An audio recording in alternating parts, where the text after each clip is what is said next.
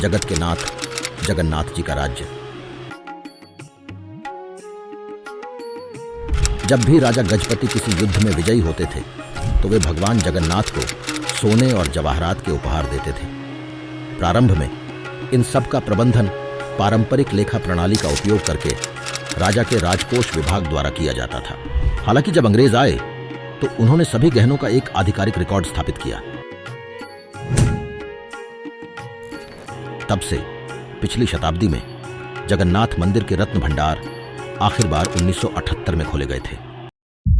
4 अप्रैल 2018 को बीजू जनता दल की सरकार ने भौतिक निरीक्षण के लिए रत्न भंडार को खोलने का प्रयास किया, लेकिन असफल रही। सार्वजनिक आक्रोश के जवाब में बीजू जनता दल की सरकार ने गायब चाबियों की जांच के लिए ओडिशा उच्च न्यायालय के सेवानिवृत्त न्यायाधीश रघुबर दास की अध्यक्षता में एक जांच आयोग नियुक्त किया। लेकिन इसका क्या हुआ? इसे सार्वजनिक नहीं किया गया है। श्री जगन्नाथ मंदिर नियम 1960 में प्रावधान है कि रत्न भंडार के अंदर रखे आभूषणों का नियमित अंतराल पर ऑडिट किया जाना चाहिए।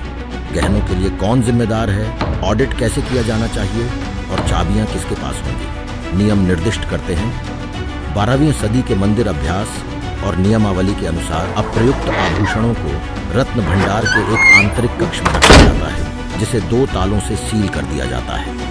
ताला केवल राज्य सरकार की विशेष अनुमति से ही खोला जा सकता है और चाबी मंदिर प्रशासन को सरकारी खजाने में जमा करानी होगी।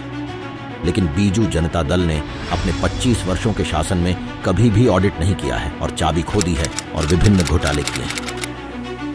आप इसके बारे में सोचें, 25 साल कोई छोटी अवधि नहीं है। उस समय बीजू जनता दल सरकार में थी, लेकिन उसने हमारी विरासत और संस्कृति को नजरअंदाज कर दिया। इसलिए बीजू जनता दल ने सत्ता में इतने वर्षों तक रत्न भंडार नहीं खोला। इससे ओडिशा के लोगों के मन में आज भी सवाल उठते हैं। जो कुछ भी हुआ, ऐसा कहा जाता है कि हर रात के बाद एक दिन होता है और एक नया सूरज उगता है। ठीक वैसा ही 12 जून 2024 को हुआ।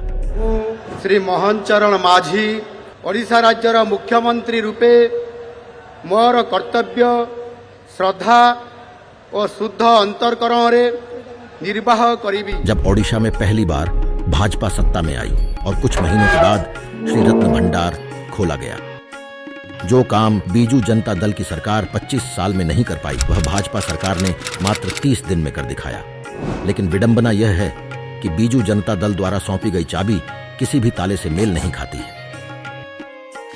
अब इसकी जांच की जाएगी और असली और नकली चाबियों का रहस्य खुल जाएगा। लेकिन विचार करें तो हमारी विरासत और संस्कृति को बचाने का प्रयास केवल भाजपा सरकार ही कर रही है। और ऐसा ही रहेगा। यही है भाजपा का नारा, विकास भी विरासत भी।